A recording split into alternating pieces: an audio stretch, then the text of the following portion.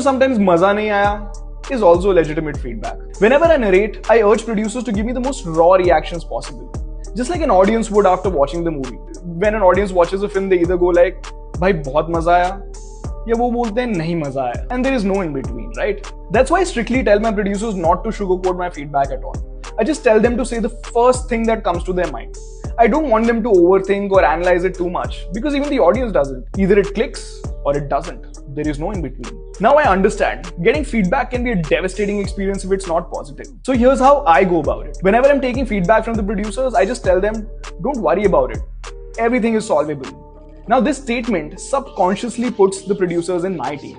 Instead of trying to attack me with feedback, they become co-creators with me to help me solve the problem. Now this reassures them enough to speak their minds, and that's exactly what I want. Getting negative feedback on your narration can be a devastating experience, but over time I've learned to detach from it. I don't take it personally. Instead, I try to understand why they're saying what they're saying. This is quite difficult.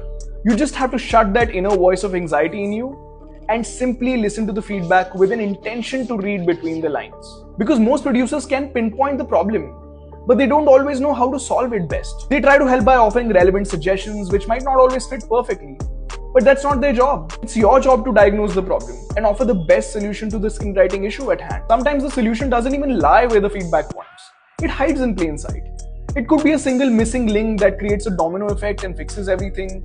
Sometimes simply eliminating parts of the story can solve the problem, but only a skilled screenwriter with experience can find the pulse of that story and diagnose it well. Analyzing raw reactions is part of that process. The goal is to gather as many unfiltered reactions as possible to understand exactly how to manipulate audiences' emotions. Yes, it's manipulation at the end of the day. You don't like this character? Oh, you like him by the end of the story. Oh, the plot feels overused?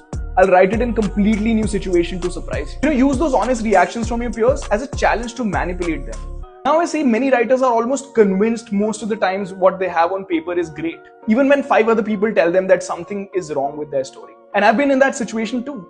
Usually when something isn't working, you get mixed feedback. Some like it, some don't like it, some don't even care. But if something is great, everyone loves it unanimously.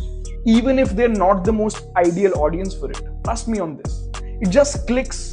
You can't really pinpoint what clicked and how, but the unanimity in the feedback is a good litmus test to know if you have something great. So increase your feedback loop.